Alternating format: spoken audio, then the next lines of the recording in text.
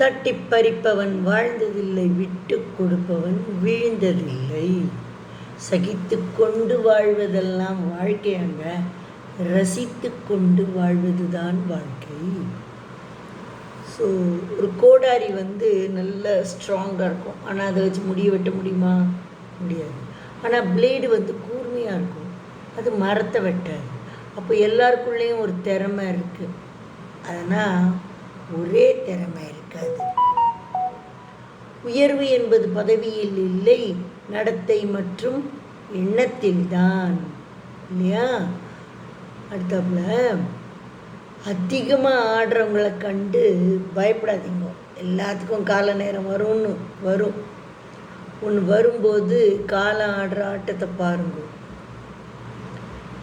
எல்லோரோட செயலையும் விமர்சிக்க ஒரு கூட்டம் இங்கே இருக்குது. அதை நீ கண்டுக்காமல் இருந்தேன்னா உன் வாழ்க்கைக்கு நல்லது. ஓகே, அடுத்தாப்புல இப்போது நினைவில் வச்சு கனவில் வாழறது நட்பு அப்படின்னு நினச்சிட்டு இருக்கோம். ஆனால் இல்லை, மனசில் உதிச்சு மரணம் வர தொடர்வது தான் நட்பு.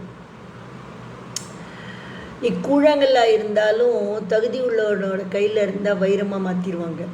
உன் மதிப்பு ஒன்றை மட்டும் சார்ந்தது இல்லை, நீ சேரும் இடத்தையும் சார்ந்தது. திறமையற்றோர் சிக்கும் கைகளில் சிக்கும் தங்கம் கூட துருப்பிடிக்கும். ஆனால் ஞானம் உள்ளோர் கரங்களில் சேரும் சாதாரண சிறப்பு பெரும். உன் சூழலை உணர்ந்து செயல்படு, அதுவே உன் உயர்வுக்கு வழி. சரியான இடத்தில் சேர்ந்தால் உன் சிறிய முயற்சியும் பெரும் பலனை தரும். இப்போது வாழறதும் தாழறதும் சில காலம்தான். எனவே எல்லாத்தையும் மரியாதையாக இருங்க. வாழ்க்கையில் இருட்டுக்கு பயந்தால் தூங்க முடியாதுங்க, கஷ்டத்துக்கு பயந்தால் வாழ முடியாது, போராடுறதுக்கு பயந்தால் வெற்றி கிடைக்காது. வாழ்க்கை ஒரு முறை தான் வாய்ப்பு கொடுக்கும், பயப்படாமல் வாழ கற்றுக்கோங்க. வாழ்க்கை ஒவ்வொரு நாளும் சோதனை தரலாம், ஆனால் அமைதியாக எதிர்கொள்ளும் மனமே உனக்கு வெற்றியை தரணும்.